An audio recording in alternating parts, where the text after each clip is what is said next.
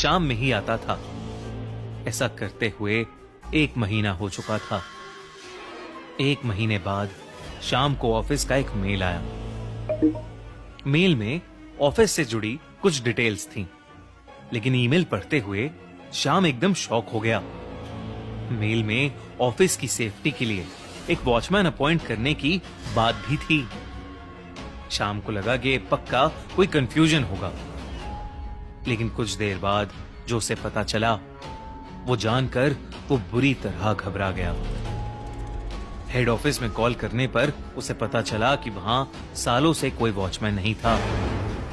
वहां हर महीने अलग अलग केयर टेकर तो आते हैं, लेकिन कभी कोई टिका नहीं। पोस्ट ऑफिस के आसपास कोई लॉज भी नहीं था।